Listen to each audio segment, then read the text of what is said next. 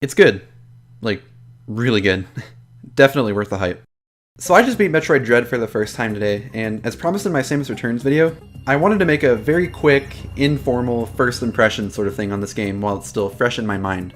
I won't be going over any plot spoilers in this video, but I will be using trailer footage that was officially released by Nintendo before the game's release. And I know a lot of people considered even that to be a bit spoilery, so just a heads up. Let's get some of the easy things out of the way. The graphics are really good, for the most part.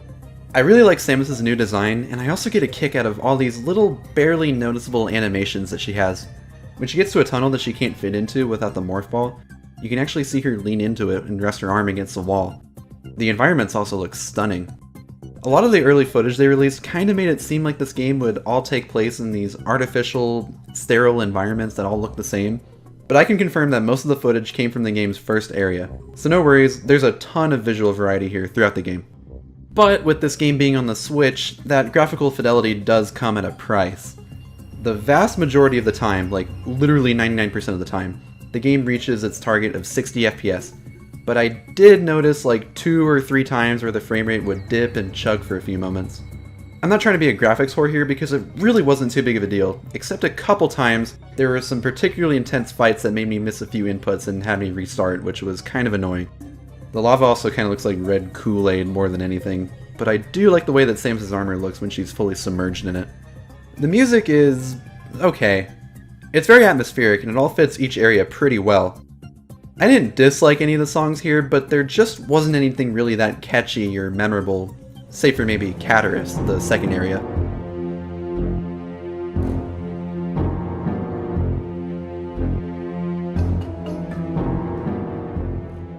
I guess in that sense it's more similar to something like Fusion or Samus Returns rather than Zero Mission or Super, with a bigger emphasis on ambience. Alright, all that stuff was pretty superfluous, but now about the actual gameplay. The first thing I noticed when I first started running around was just how smooth the controls were. A lot of these updates were first made on Samus Returns, but Dread manages to improve even on that base. Tilting the left stick while you're running gives you the same nuance of precision that you get while free aiming. Aeon abilities are mapped much more sensibly, and perhaps most importantly, you can move while countering. Doing this dash attack actually does damage to enemies, even when they're not open for a counter. Although I never really found that aspect of it to be very useful, it doesn't really do a whole lot of damage. But seriously, I can't stress how much of a game changer this was for me coming off of Samus Returns. Just being able to get a move on while quickly dispatching of enemies was so refreshing, and most enemies would actually try to attack me in such a way where I could be running at them in full speed, and their attack will line up to me when I'm in range to counter them. It's so fun and so smooth. I played most of the game with the Pro Controller, although I did play portably with the Joy-Cons for a while. I was fully expecting the portable layout to feel cramped and uncomfortable like the 3DS did for Samus Returns, but to my surprise it actually wasn't that bad. With the smaller stick it's a bit harder to be accurate with the free aim, and of course we can't forget about the Joy-Con drift that a lot of people are experiencing, including myself. If you have a Pro Controller, I would absolutely recommend playing it with that, even portably if possible. But the game is playable with the Joy-Cons, that's the most important part. The upgrades are great, and pretty much all of the classics you'd expect are back. You don't get the morph ball for an uncomfortably long time in this game, which was super weird, but I don't mind them rearranging a few things here and there to keep things fresh. The grapple beam is still weird to swing with, but there were honestly only like 2 or 3 places I even remember needing to do that, with the rest of the grapple beam's functionality being relegated to breaking blocks and opening doors and stuff, which, I mean, fine by me. I didn't think I'd get much use out of the new Storm Missile upgrade, thinking it'd just be used to open these doors and stuff, but it's actually a really great attack to use against bosses and other tougher enemies later in the game. It's a great item and I hope it comes back for future installments. The game goes back to non-linear map design. Again, I wasn't sure how this aspect of the game would turn out based on the footage that they showed, but yes, the map is very open, almost to the degree of Zero Mission and Super. Sometimes you'll need to return to previous areas to make use of upgrades you got further ahead, but the game is always coming up with new ways to make sure that backtracking never becomes too tedious, thankfully.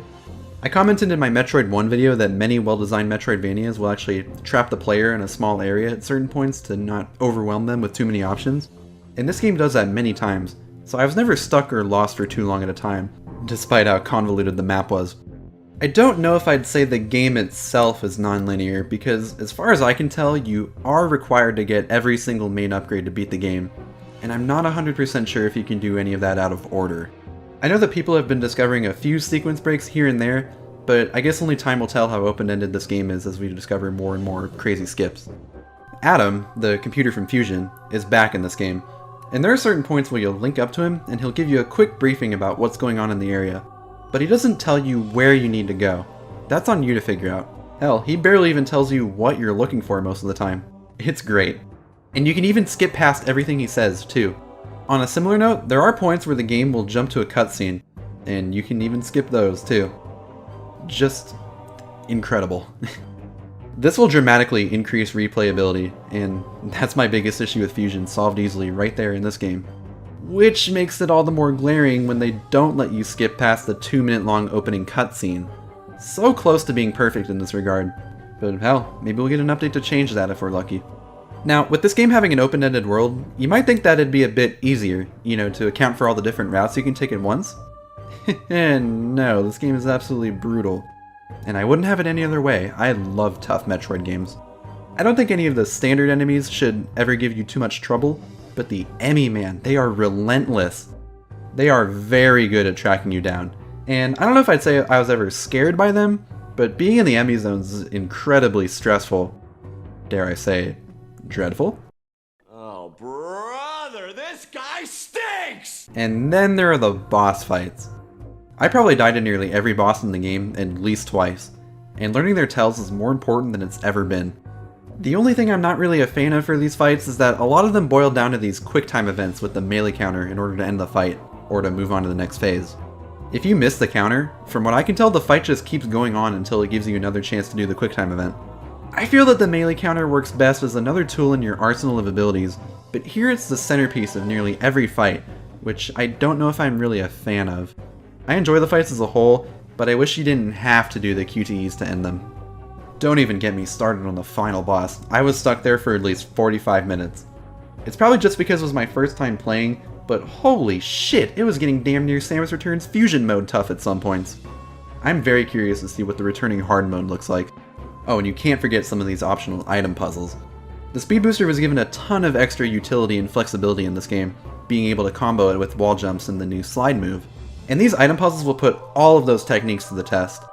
Nothing here is as hard as that near frame perfect jump in Zero Mission, but the puzzles are really fun and challenging at times. That's pretty much the broad strokes of what I thought about the game as a whole, without getting into spoilers. If you're curious about my general thoughts of what I thought of the overarching plot, it got really interesting and weird at points, but at the same time it was cool and in line with the series, and overall, I liked it. I just wish we got to see more of the main antagonist and to learn more about their backstory. If it wasn't obvious enough, this game is fucking great. Metroidvanias have been flourishing these past few years, especially in the indie scene, and this game proves that Metroid is still just as relevant as ever, and that Nintendo can still go toe-to-toe with the other titans of the genre. If I had to rank it, it would definitely go in top 3 2D Metroids for me, but I'm not sure where exactly it would place. Zero Mission and Super still have a lot of good going for them, but I think this game does a ton of things better than those two. Only time will tell. Maybe once I beat this game 100 times like I have the other two. Thanks for watching this quick little video. I hope you enjoyed watching it as much as I enjoyed playing the game. I know you didn't, but that's fine. Regardless, this is the part where I tell you to like and subscribe if you enjoyed watching, but also to comment and tell me what you thought about the video, or just Metroid Dread in general. I'm actually really curious to hear other people's opinions, if they're as in love with this game as I am. Speaking of comments, based on the feedback that I've gotten from my Metroid retrospective review analysis series thing, people enjoyed watching them, and I enjoyed making them, so let's keep doing that. Right now I'm ready to move past Metroid and talk about something else, but I don't really know what that is yet. I do have a bit of a fun and silly idea for a one-off Halloween themed video that isn't serious at all, but we'll see if I end up going through with it. I'm also definitely not going to be uploading weekly like I did with the Metroid videos. That was a whole thing that I had planned months in advance, and I can't really justify keeping that output up at the moment. So I'll see you for the next video. Whenever that is. Okay, bye.